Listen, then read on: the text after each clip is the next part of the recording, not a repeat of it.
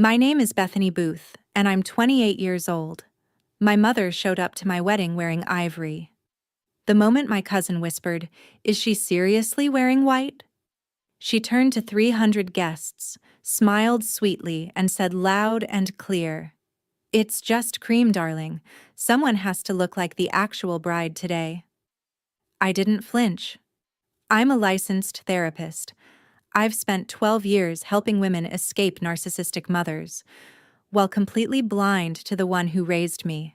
During our first dance, she snatched the mic from the DJ. "A surprise from the mother of the bride," she announced with pride. My husband leaned in close, his voice low and steady. "Don't look at her. Look at the back wall." 300 heads turned at once, and what they saw on that wall didn't just expose her. It shattered everything I thought I knew about my life, and proved the marriage I believed would finally free me had been part of her plan all along. Before I go on, please take a moment to like and subscribe, but only if you genuinely connect with this story. Drop your location and local time in the comments.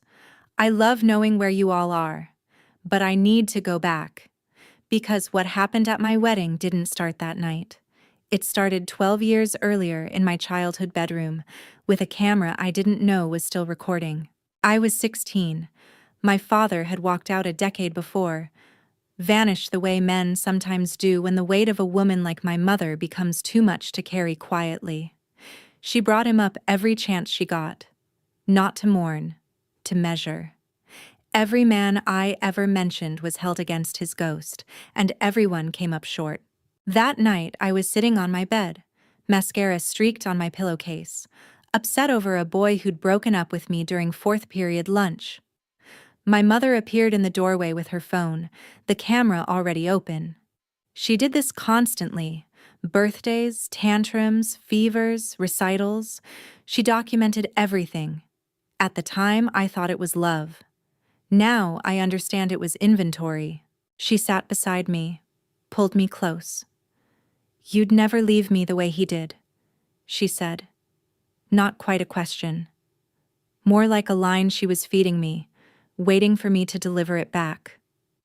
"I'll never leave you, Mom," I said through tears. "I promise." She kissed the top of my head.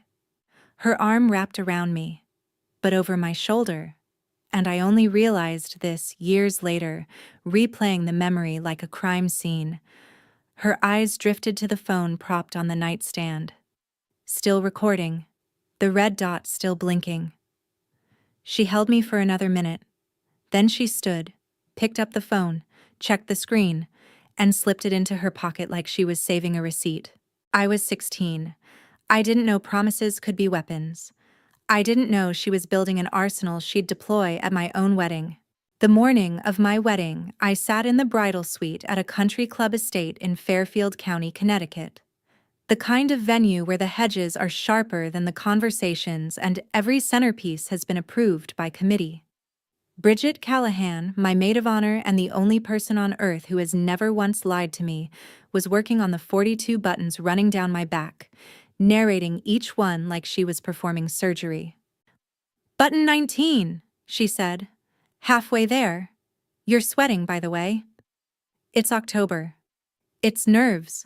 Different moisture." My phone buzzed on the vanity. A text from my mother. "Wearing something special today. For you." I held it up for Bridget to see. Maybe she's actually being nice for once. Bridget didn't look up from button 23. "Beth, your mother has never in her life done anything for you. She does things near you, at you, or in spite of you. Never for you." She wasn't wrong. In 28 years, every gift my mother gave me came with a string. Every favor came with a clause. Every act of kindness was a deposit she'd withdraw later, with interest. I set the phone face down, but my fingers stayed tight around it, the way you hold something you're not ready to put down but know you should. 20 minutes later, I stepped into the hallway to find Donna Hale, my mother-in-law, waiting near the staircase. She was in a soft blush dress, A silk scarf draped over one shoulder, the way women of a certain generation in Connecticut do when they want to look effortless, but spent 40 minutes selecting it. Donna was the kind of woman who communicated in textures and silences. The scarf always matched her mood, and her mood was always harder to read than she wanted you to think. She took both my hands. Her grip was warm, firm. "You look beautiful," she said. Then her voice dropped, just a register, the way it did when she was about to say something she'd rehearsed. "Your mother and we've known each other longer than you think." I smiled. "Oh, from the neighborhood, right?" Donna didn't answer. Her eyes dropped to our joined hands.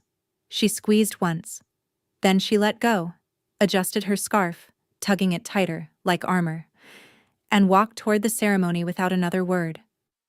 I watched her go. Something shifted in my chest. Not pain, not alarm. Just a door I hadn't known existed, opening the smallest crack. I filed it the way I'd been trained to file things in grad school. Note it, don't react, revisit later. I had a wedding to walk into. On my way to the garden, I passed the room where the florist was finishing the boutonnieres. The door was open. 2 women, friends of my mother's, both in their 60s, both holding champagne they shouldn't have been drinking at 3 in the afternoon, were talking inside. "Christine handled everything," one said. "The venue, the florist, the caterer." "She even picked the DJ," the other replied. "She picked everything." A pause, then quieter. "Even the groom." They laughed. The easy, conspiratorial laugh of women who think they're joking. I stopped walking. My hand rested on the doorframe for 3 seconds. Then I kept moving. They were joking. They had to be joking. The ceremony started at 4. 300 guests filled the garden chairs, the late afternoon sun warming the rows like a stage light. I could see them all from behind the stone archway. Friends, cousins, co-workers, neighbors, people I'd met once at a charity auction and would never see again. And in the front row, center seat, my mother. She sat beside Donna, legs crossed, chin lifted, wearing head-to-toe ivory. Not cream, not a crew, not champagne, ivory. The kind that catches October light and practically glows. Under the sun filtering through the glass doors behind her, it looked close enough to white that every woman in the room noticed, and every woman knew exactly what it meant. I walked in on my uncle's arm. The whispers started before I cleared the second row. My mother turned to the guests nearest her and spoke at a volume carefully calibrated to sound private while being audible to a dozen people. "It's just cream, darling." She touched her collar, adjusting it with the precision of someone who'd practiced the gesture. "I think someone's being a little sensitive today." 2 things happened inside me simultaneously. Therapist brain. She's testing your public reaction. She needs you to respond emotionally in front of witnesses so she can position you as the unstable one. Human brain. Your mother wore white to your wedding. I let the therapist win. "You look lovely, Mom." My voice didn't shake. I made sure of it. She beamed. She thought she'd won the exchange. In her calculation, my composure was surrender. Behind me, Bridget leaned close to my ear. "That's ivory, Beth. Not cream. I worked bridal retail for 2 summers in college. That fabric is Mikado ivory. She knows exactly what she did." I didn't respond. I kept walking toward Connor. He was standing at the altar, his jaw set, his hands clasped, his eyes locked on mine with an expression I hadn't seen before. Not nervous, not joyful. Alert. Like a man standing between someone he loves and something he can see coming. When I reached him, he gave a single nod. Almost imperceptible. He saw it too. Cocktail hour happened the way cocktail hours do at Connecticut weddings. Champagne, crab cakes, strategic compliments, and conversations that sound warm but measure everything.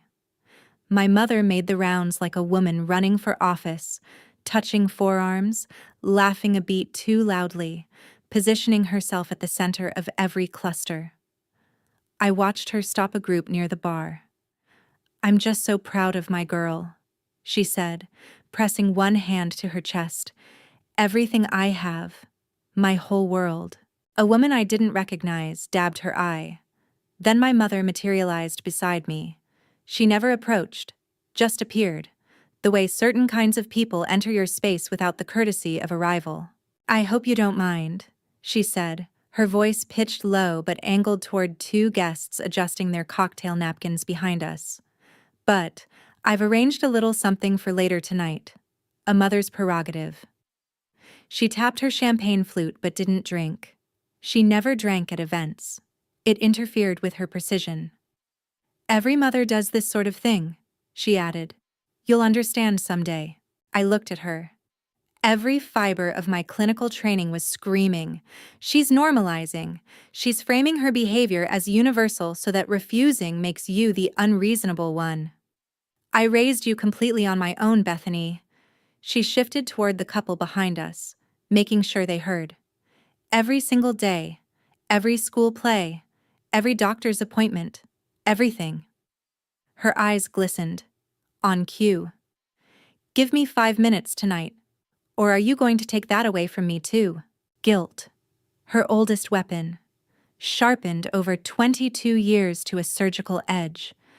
The couple murmured sympathetically. The woman touched Christine's arm. "Of course she'll let you," the woman said to me, as if I were the one being unreasonable. "Do what you need to do, Mom." My voice was even. She touched my arm.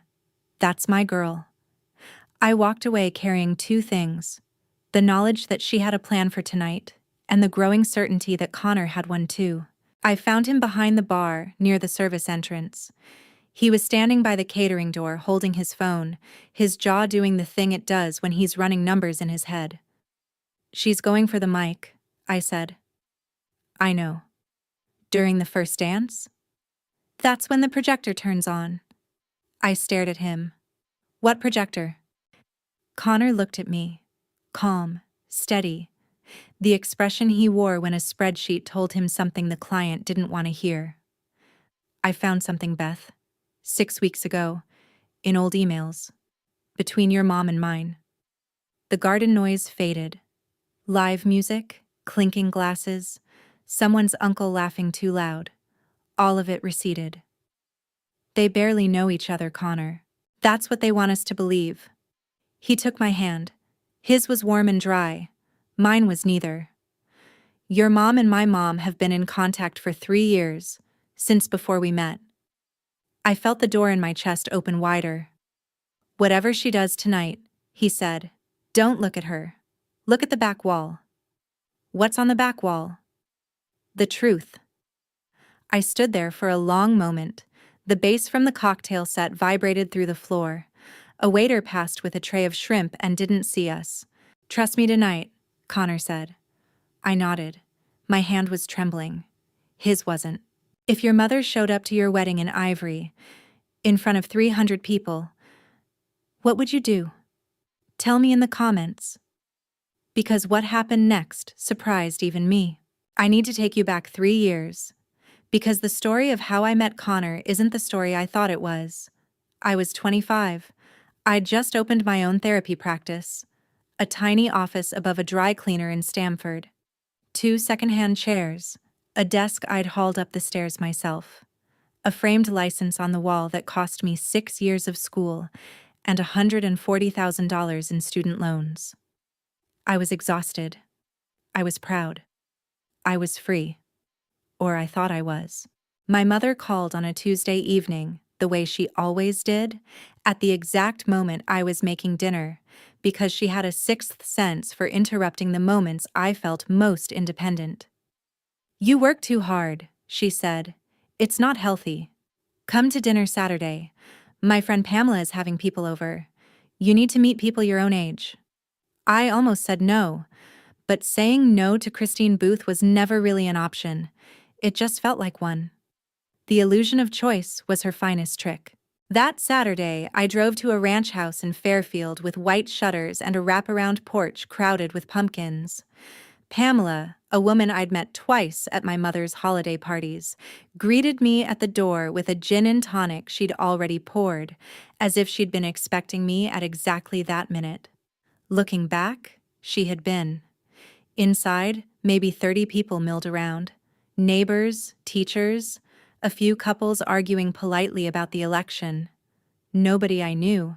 And then Pamela walked me to the kitchen island, where a man was leaning against the counter, holding a beer he wasn't drinking, half listening to someone describe their golf handicap. "Bethany," Pamela said, "this is Connor. He's Donna Hale's son. I think you two would really get along." He turned, and he looked at me the way nobody in my family ever had, like I was already interesting before I opened my mouth. We talked for 2 hours. He asked about my work, not the cocktail party version, but the real questions. What's the hardest session you've ever had? Do you take it home?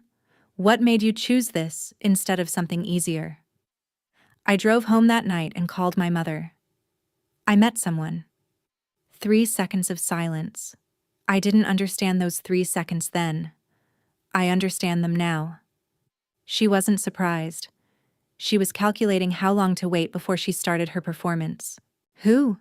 she said finally. She already knew. She'd written the guest list. 6 weeks after that party, I told my mother Connor and I were dating. She set her fork down at dinner. Pot roast, her control meal, the one she made when she needed the house to smell like devotion and taste like obligation. "He seems fine," she said carefully. "But fine men leave, Bethany. Your father seemed fine." She wielded my father's departure the way other people wield knives, quickly, precisely, always at the joint. Every time I moved toward independence, she pressed the blade against the same old scar. He left. They always leave. I'm the only one who stayed. I gave up everything for you, she said that night, leaning back from the table with the practiced martyrdom of a woman who has memorized her own sacrifice. My career, my social life, my marriage, eventually. And now you're walking away from me for a man you've known 2 months. I left her house that night more determined than ever. Connor was my rebellion, my line in the sand, my proof that I could choose something for myself. I thought I was choosing. I thought the resistance meant it was real. I didn't know she'd written the rebellion too. 18 months before the wedding, Connor proposed. Simple ring, quiet evening, no audience, just us. I called my mother to tell her. She didn't call back for 3 days. When she finally did, her voice was flat. Not angry, not sad, just calibrated. "Fine," she said. "But don't say I didn't warn you." That was it. 2 full years of opposition, the dinners, the guilt, the weaponized ghost of my father. And it ended in a single sentence. I called Bridget. She just stopped fighting. 2 years and then nothing. Bridget was quiet for a moment. The kind of quiet that meant she was choosing her words carefully instead of saying the first true thing that came to mind. "That's not how Christine works," she said finally. "Christine doesn't stop. She redirects." I told myself Bridget was being paranoid. My mother had finally accepted my choice. But a therapist should know, when a controlling person suddenly stops controlling, they haven't surrendered. They've arrived at their destination. The opposition was never real. It was navigation. There's something else from that period. A detail I dismissed at the time but can't stop replaying now. About 8 months into dating Connor, my mother dragged me to a charity gala at the Fairfield Women's Club. She did this twice a year. Put on her best dress, work the room, remind everyone she existed. I hated going, but she called it family obligation, which in Christine's vocabulary meant attendance was not optional. We arrived at 7. By 7:15, my mother had found her way to a corner table where a woman in a blue silk jacket was sitting alone, swirling wine. She was elegant and composed, graying at the temples in a way that looked deliberate rather than neglected. It was Donna. I didn't know that then. I'd been dating Connor for 8 months, but hadn't met his mother yet. He described her as complicated and wanted to wait until things were solid, so I didn't recognize the woman at the table. But I noticed how my mother sat down beside her as if she'd been saving the seat. How they leaned together with the ease of people who'd spoken many times before. How my mother touched Donna's arm and Donna laughed. Not the polite laugh of a stranger, but the comfortable laugh of someone who'd heard the setup and still enjoyed the punchline. "Who's that?" I asked when my mother returned to me. "Just a new friend," Christine said. "From a committee I joined." She changed the subject. I let her. I was 25 and still believed my mother had friends instead of strategic alliances. 8 months into my relationship, my mother was already sitting with my future mother-in-law at a charity gala, and I was standing 10 feet away without a clue. I remembered one more thing before we go back to the wedding. 6 months before the ceremony, I helped Donna reorganize her guest bedroom closet. We'd been close by then. Or I thought we had. She handed me boxes. I sorted fabrics. We talked about nothing important. In the back of a drawer, I found a handwritten note on cream stationery. The handwriting was my mother's. I'd know it anywhere. That precise Catholic school cursive. "Thank you for keeping your end." "See." "What's this?" I asked. Donna glanced at it. Her face didn't change. "Oh, that old neighborhood thing. Book club dues. You know how your mother is about keeping track." I laughed. I set the note back in the drawer. Book club dues? In my mother's handwriting, with the word end. I didn't think about it again until the night of my wedding, when I understood that end didn't mean a debt. It meant a deal. Back at the wedding, cocktail hour was ending. I stood at the edge of the garden watching my mother and Donna side by side at the head table. My mother had insisted on controlling the seating chart. I want to sit near Connor's family, get to know them. Now I watched their body language the way I'd been trained to watch couples in session. The lean, the rhythm. Christine's hand on Donna's forearm when she laughed. Donna tilting toward my mother with the comfort of someone whose rhythm she'd already internalized. These weren't two women who'd been introduced at an engagement party 18 months ago. Their posture said years. Their coordination, Christine in ivory, Donna in blush. Colors that complemented each other the way only a phone call could arrange. Said planning. Connor appeared beside me. "You see it? Your mom and my mom. The body language. They're not strangers." "No." I watched Christine whisper something. Donna nodded. "When did they actually meet, Connor?" His jaw tightened. "Not when either of them told us." I found Donna near the dessert table adjusting a napkin that didn't need adjusting. "Donna," I said, "can I ask you something?" "Of course, sweetheart." "How did you and my mother actually meet?" She didn't flinch. "Years of practice." "Oh, through mutual friends. You know how it is around here. Everyone's connected." "Which friends?" A pause. The napkin stopped moving. Honestly, it's been so long. I can't remember the specifics." She couldn't remember. The woman who remembered the exact thread count of every fabric swatch in her house couldn't remember how she met the mother of her son's wife. "That's funny," I said, "because my mother remembers everything." Donna's hand went to her scarf. She tugged it. "Well, you know, Christine." Yes, I was beginning to. I walked away without pressing further. In my clinical practice, there's a moment with every client where pushing one more question will make them shut down completely. I'd hit that line. Donna was holding something, and she wasn't ready to let it go. Not yet. But I filed the exchange the way I file everything. Note it. Don't react. Revisit. My mother cornered me once more before the first dance. Near the DJ booth, within earshot of two guests rearranging their chairs. "I'll need the microphone for a few minutes during the dance," she said. Just a small moment. Tradition. Tradition, I repeated. Every mother does it. A toast. A memory. Something the guests will remember. She tilted her head, the same tilt she used when she was bargaining. I raised you alone, Bethany. 16 years without a single day off. Give me 5 minutes. She let the silence stretch, because silence was where guilt lived, and guilt was where Christine did her best work. Fine, Mom. She smiled, the smile of a woman who believes she has won the final negotiation. I found Connor. She's taking the mic. Good, he said. The projector's loaded. Before the dance, Christine stopped Connor at the edge of the bar. I was close enough to hear. Take care of her, my mother said, touching his forearm. She needs someone strong. Connor looked at her. She is strong. My mother's smile tightened, just a flicker, just enough for a therapist to see. That's what I'm afraid of. She walked away.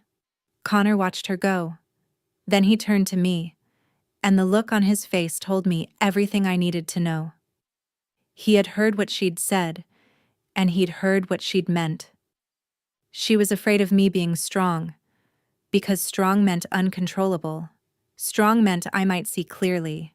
Strong meant the cage she'd built might not hold.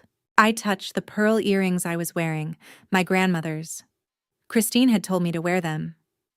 They're tradition, she'd said. Your grandmother would have wanted it. At the time, it felt like a sweet request. Now I heard it differently. Even my accessories were curated. Even my ears were hers. I considered taking them off right there. But not yet. Later.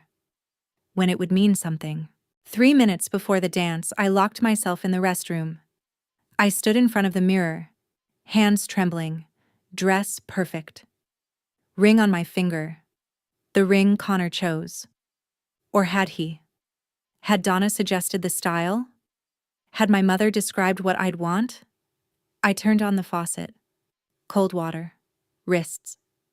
Counted to 30. I was a licensed clinical social worker. I had spent 5 years sitting across from women who could not see the bars of their own cages. I had helped them map it. The guilt, the obligation, the manufactured dependence, the carefully timed affection that kept them coming back. And I had never mapped my own. You met him at your mother's friend's house, I thought. Your mother's friend. Your mother's guest list. Your mother's timeline. I shut off the water. A phrase from one of my clients came back to me. A woman named Janet who'd sat in my office 6 months ago, shaking, saying, "The scariest part wasn't finding out he'd been lying. It was realizing I'd built my entire identity on the lie. If the lie goes, what's left of me?" I'd told Janet, You're what's left." Now I was Janet. Standing in a bathroom at my own wedding, staring at my own face, wondering if the woman who helped other people tear down walls could survive tearing down her own. I'd been teaching clients to face truth for 5 years. Tonight it was my turn. I straightened my back, dried my hands, walked out. I wasn't ready for what was coming. But I was done pretending I didn't need to be. The first dance started at 8:15. The DJ cued the song. Something acoustic, something I'd chosen because it sounded like breathing. And Connor took my hand. 300 people circled us in candlelight. For 30 seconds it was perfect. His hand on my back, my forehead near his chin. The room was warm and gold and still. Then I heard the feedback. That electric whine of a microphone being lifted from its stand. I didn't turn around. Connor's hand pressed firmer against my spine. "Don't look at her." My mother's voice filled the room. "Good evening, everyone." The shuffle of 300 heads turning, forks pausing, phones lifting. "I'm Christine Booth, mother of the bride." She paused, waiting for applause she believed she'd earned. A few guests clapped politely. Most just watched. "I have a surprise tonight," she said. A surprise from the mother of the bride. A click. the hum of a projector warming. And then, on the main wall, the one behind the head table, the one she'd chosen specifically, an image appeared. Me, 16 years old, sitting on my childhood bed, crying into a pillow I still remember the smell of. The video played. My voice, tinny and small through a phone speaker 12 years old. I'll never leave you, Mom. I promise. Christine smiled into the microphone. 300 people watched a mother play her daughter's tears at her own wedding reception. See, she said, she always comes back. Nobody moved, nobody laughed, nobody applauded. 300 people sat in the specific kind of silence that comes when something is wrong, but nobody can name it yet.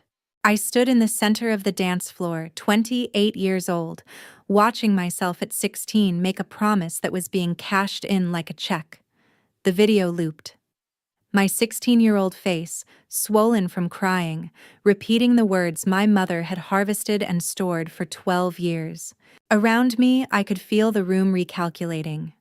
The woman in ivory who'd gaslit 300 people about her dress color had just played a private video of her teenage daughter crying at her daughter's own wedding. Even the guests who'd defended Christine earlier were shifting in their seats. A man at table 9 leaned toward his wife. Did she really just do that? His wife didn't answer. She didn't need to. Connor squeezed my hand once. Now, he whispered. Look at the back wall. I turned. On the opposite wall, behind the guests, behind the bar, behind everything Christine had arranged, a second projector lit up. Connor had hidden it behind a floral arrangement that morning, angled it before any guest arrived, connected it to his phone through a silent app. The wall filled with text, emails, screenshots, dates, a timeline. At the top, in a font large enough for the back row to read, from Christine Booth to Donna Hale. Subject: I found the perfect girl for your son.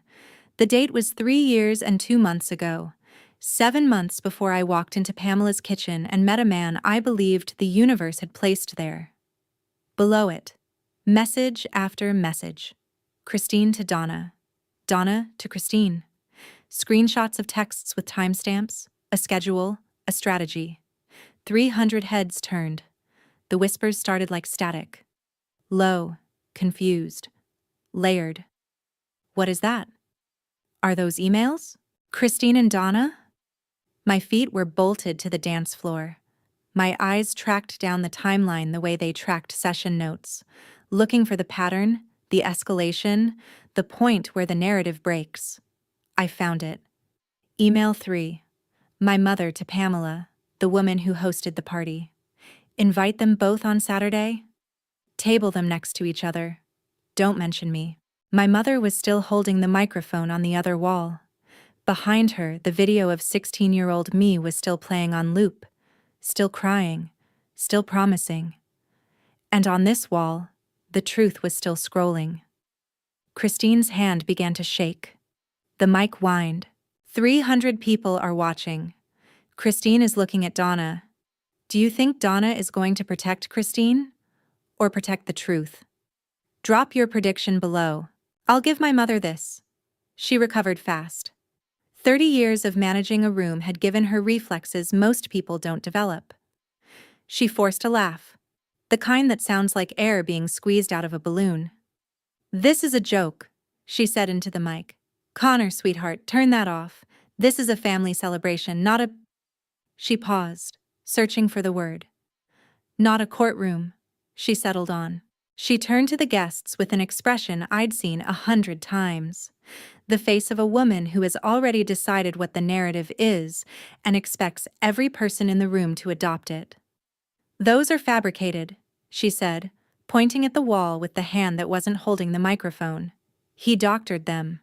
I've been telling Bethany since the beginning. This man is not who he pretends to be. A few older guests shifted uncomfortably. One man nodded. He'd known Christine for 20 years. Old loyalty dies hard. Read the dates, Mom, I said. She didn't. You told me he wasn't good enough for me, I continued. For 2 years you fought it. Every dinner, every phone call, every guilt trip about Dad leaving. I paused. And then one day you just stopped. I took one step toward her. Now I know why you stopped. You stopped because it worked. I held on tighter. I turned back to the wall. 300 people were already reading, but I read it aloud anyway, because this was my story, and I was going to be the one who told it. Email 1. Christine to Donna, 3 years prior. I've found someone for your son.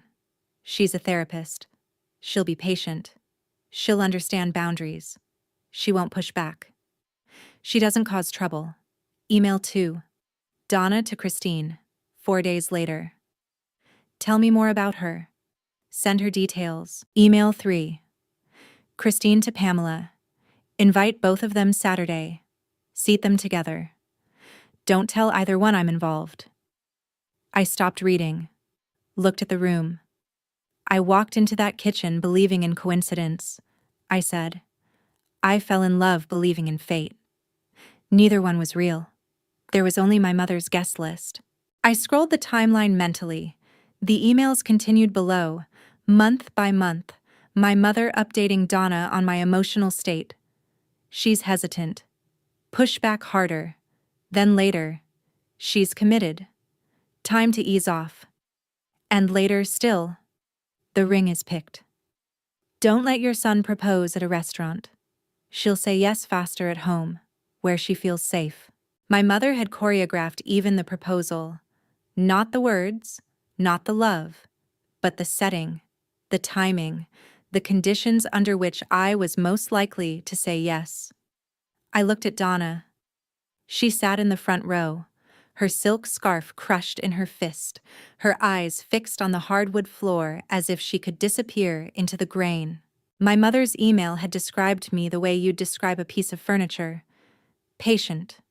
Won't push back. Doesn't cause trouble. She'd listed my qualities like features on a listing, not as a mother describing her daughter, as a seller describing a product.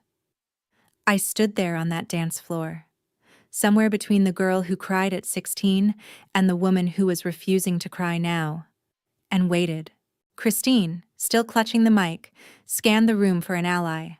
Her eyes landed on the one person she believed would still save her. Donna? Her voice was sharp now, the velvet stripped away. Tell them. Tell them this is nonsense. Tell them we didn't plan this. We. 1 syllable. 2 letters. I heard it. 300 people heard it. The murmur rose like a wave. She said we. Did she just say, not I, not she. We. 2 mothers. Together. Donna stood. Slowly, the way you stand when your body is heavier than it was a minute ago. The scarf slid off her lap onto the empty chair. She didn't reach for it. She looked at me. Not at Christine. At me. 3 seconds. The longest 3 seconds of my life. She told me. Donna's voice cracked. She swallowed and started again.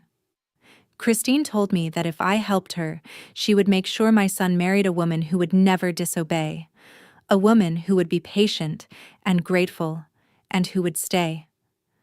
She paused. 300 people forgot how to breathe. I agreed, she said. 3 years ago, I agreed to the arrangement. Arrangement, not friendship, not introduction. An arrangement. A contract between 2 mothers who traded their children like assets in a portfolio. But I watched your wife. Donna turned to Connor now. Become the strongest person I have ever known, and I will not let her mother take that from her. The room exhaled in pieces. A gasp near the back. A chair scraping. An older woman at table 12 pressing both hands over her mouth. A man near the bar setting down his drink and not picking it up again. Christine lowered the mic. Her arm dropped like a cut string, but she wasn't finished. Narcissists don't finish on the first fall. They treat every collapse as an intermission. Christine walked toward me. Without the mic now, but loud enough for the front 5 rows to hear every word. "Donna doesn't know what she's talking about," she said. "She's confused. She's emotional. After everything I did for her family." "For her family?" I said. "I found her son a wife." She stopped, heard herself, pivoted. "I introduced 2 young people. That's what good mothers do." Then she turned to the room, arms spread, voice climbing. "She always comes back to me. That video proves it. My own daughter, at 16 years old, promising she would never leave. She meant it." I let her finish. I let every word fill the room and settle.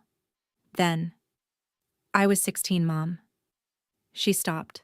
"I was 16 years old. I was crying over a boy who broke up with me at lunch.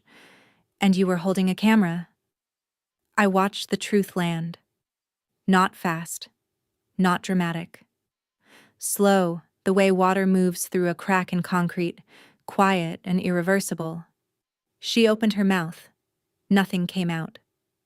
Connor stepped forward. He held his phone up, still connected to the second projector, and tapped once. The last slide appeared. Full screen.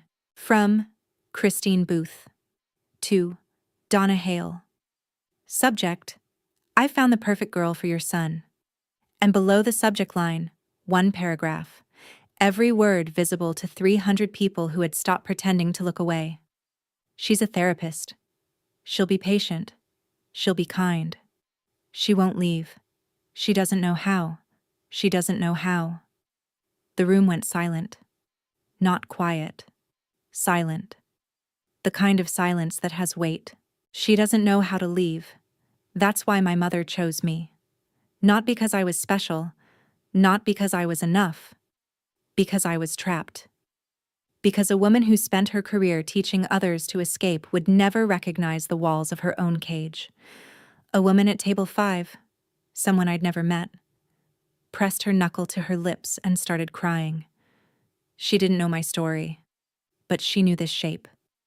She'd lived inside it. I looked at the email one more time. She doesn't know how.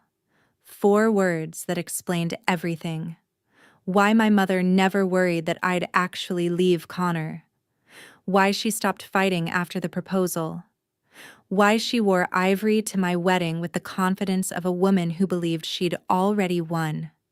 She picked me because I was the kind of woman who stays in rooms she should leave, who absorbs pain and calls it patience, who mistakes loyalty for love and obligation for belonging. She picked me the way you'd pick a lock, not for what it is, but for what it won't do. My mother stared at the wall. Her words, her email, her syntax, her punctuation, her subject line in the font she used for everything. Hers. Undeniable. The microphone, still on the floor where she'd dropped it, let out one last hum of feedback. Then nothing. Here's what 300 people watched happen next. Christine straightened her ivory dress, smoothing the fabric the way she always smoothed things, as if appearance could survive when substance had already collapsed. "Everything I did," she said, to no one and everyone, "was because I love her. A mother has the right to protect her child. A mother has the right." I stepped forward. My heels clicked on the hardwood. "You didn't choose to protect me, Mom." I pointed at the wall. Slide 3. Connor tapped. It appeared. Christine to Donna. She thinks she chose him. That's the beauty of it. A voice in the back row. "Oh my God." Christine spun. "Context. You're ripping everything out of context. Donna, tell them." Donna didn't move. Slide 7. Connor said. Donna to Christine. "Your daughter came to dinner last Sunday. She's exactly what you described. The arrangement is set." Connor looked at the room. "My mother confirmed the arrangement 5 minutes ago.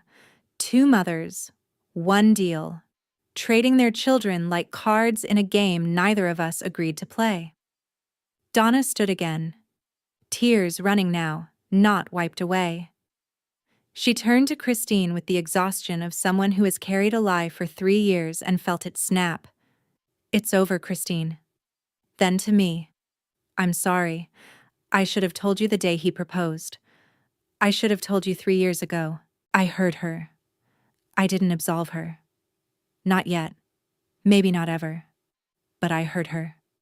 Connor tapped one final time, the last slide, full screen, the email that started everything. "I found the perfect girl for your son. She's a therapist, patient, kind, won't leave. She doesn't know how." 300 people read it. Some mouthed the words. Some shook their heads. Some sat perfectly still.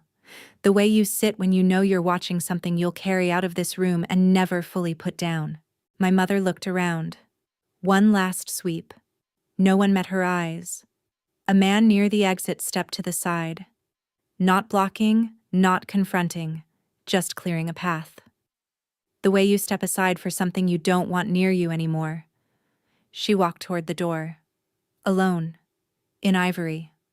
I stood in the center of the dance floor. 300 people waited for me to collapse, to scream, to sob.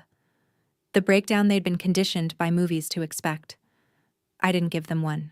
"You arranged the meeting," I said. My voice carried without a microphone. "You arranged the opposition. You arranged the party at Pamela's house and the 2 years of fighting that made me hold on tighter." I paused. Looked at Connor. "But you didn't arrange what I feel for him. That part was mine." I turned to the room. "And this is the last time you arrange anything in my life." I reached up and unclipped my grandmother's pearl earrings, the ones Christine had told me to wear. I set them on the nearest table. They clicked against the wood like a period at the end of a sentence. Nobody applauded. Nobody needed to. The silence said everything applause couldn't. Christine walked out the door. Nobody followed her. The DJ, bless that kid, faded the music back in. Something soft. Something that gave the room permission to exhale. Connor wrapped his arms around me. Bridget appeared from somewhere and wrapped hers around both of us. For a long moment, the three of us stood in the center of 300 people who were quietly rearranging everything they thought they knew about my family. 30 minutes later, I sat on the balcony. October in Fairfield County. The fairy lights I'd chosen, the ones that made it look like the sky was close enough to touch, swayed in the wind. It was cold enough to feel it in my teeth. Donna came out. She sat beside me without asking. We were quiet for a while. "Why did you agree?" I finally said. She looked at her hands. The hands that had signed the deal, forwarded the email, stayed silent for 3 years. "Because I was afraid Connor would end up with someone who wouldn't understand the weight of family." Christine said she'd found someone good. Patient. Steady. She exhaled. "She was right about who you are. She was wrong about why it mattered. You forwarded the email to Connor 4 months ago. I labeled it just in case, for your records. I was too afraid to hand it to him and say, 'Your whole relationship was engineered.' So I hid it inside paperwork and prayed he'd find it. He found it 6 weeks ago." "I know." She looked at me. "When he called and asked to see my old inbox, I gave him access. I didn't fight it. I was tired of the lie. You told the truth tonight." I told the truth 3 years too late. I looked at this woman, complicit for 1,000 days and brave for 5 minutes. And I tried to decide what she was. She wasn't a villain. She wasn't a hero. She was the kind of person who agrees to something wrong because it's easier than fighting someone like Christine Booth, and then spends 3 years hating the part of herself that agreed. "You told me tonight," I said. "That's enough. For now." She reached for my hand. I let her take it. I didn't squeeze back. Connor came out a few minutes later. Leaned against the railing. Quiet. 6 weeks, I said. "You knew for 6 weeks. I almost told you the night I found the email. I sat at the kitchen table with my laptop open for 2 hours.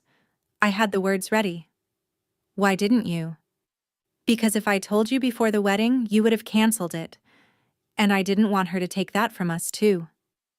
He crouched in front of me so we were eye level. I married you knowing everything, Beth. I married you because your mother was right about some things. You are patient. You are kind. You don't walk away easily. He paused. She listed those qualities because she thought they made you controllable. I fell in love with them because they don't. The first tears came. Not the kind that come from breaking, the kind that come from being seen, fully, with all the scaffolding and the cracks and the ugly architecture of how we got here, and being chosen anyway. She chose me for you because I don't know how to leave, I whispered, and I chose you because you don't have to. We sat there for a minute. The fairy lights above us swayed. Inside, someone laughed, a real laugh, not the performative kind. The reception was continuing without us. The world was continuing without us. And for the first time in 3 years, that felt like freedom rather than loss. Do you think it was all fake? I asked. The way we met. The way we fell in love. He thought about it. Not quickly. The way he thinks about everything. Carefully. As if the answer deserves more than reflex. She planted the seed, he said. She picked the soil and the pot and decided where the sunlight would fall. But she didn't make it grow, Beth. That was us. That was real. He paused. A garden doesn't stop being a garden just because someone else built the trellis. I leaned into him. My therapist brain, the one that had been running diagnostics all night, finally went quiet. He stood, held out his hand. We don't have to go back in. I took his hand. Yes, we do. We finish our night. If you've ever had to build your own life because the one someone built for you was a cage, I see you, and I'd love to hear your story. We walked back in. The reception was different. Not quieter, realer. Some guests had left. Most stayed. A few came up and hugged me without words, which was better than anything they could have said. Bridget handed me a glass of water. No champagne, she knew. You okay? No, but I will be. She nodded. That was enough for Bridget. It always had been. I sat near a window and pulled out my phone. I scrolled through 3 years of texts with my mother. I didn't read the words, I watched the rhythm. Every time Connor and I had an argument, within 48 hours my mother texted, "How's Connor?" Every single time. She knew our fight schedule. She knew because Donna reported back. Donna told Christine when we argued, when we made up, when he seemed distant, when I seemed soft. My mother's check-ins weren't instinct. They were surveillance. I closed the messages. I didn't need to read anymore. At 11:15, I sent one text. Don't contact me. When I'm ready, if I'm ever ready, I'll reach out. Not before. I turned off the phone and set it face down on the table. Around 10:30, Bridget sat down across from me. She'd been working the room for the past hour, not socializing, managing, redirecting conversations, intercepting the guests who wanted to gossip, gently steering people toward the bar or the dance floor or the exit. Some of them are going to talk about tonight for years, she said. Let them. A few are already defending your mother, the ones who've known her longest. I know. They'll need time. Or they never will. Bridget reached across the table and took my hand. Not the way Donna had. Tentative. Loaded with guilt. Bridget held it the way you hold something you've been holding for a decade and never plan to let go of. You know what I was thinking about? She said.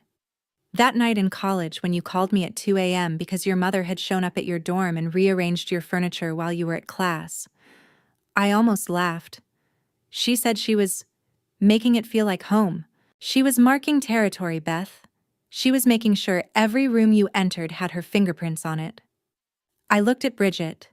This woman who had seen my mother clearly from the beginning, who had waited 12 years for me to catch up, who had never once said, "I told you so," even though she'd earned it 1,000 times over.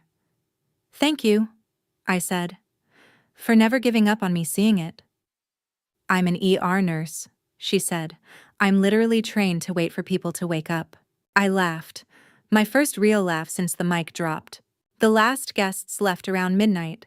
The caterers folded the linens. The DJ packed his equipment and, on his way out, stopped to shake Connor's hand without saying a word. I stood in the entrance of the venue. 2 walls, 2 projectors, 2 truths.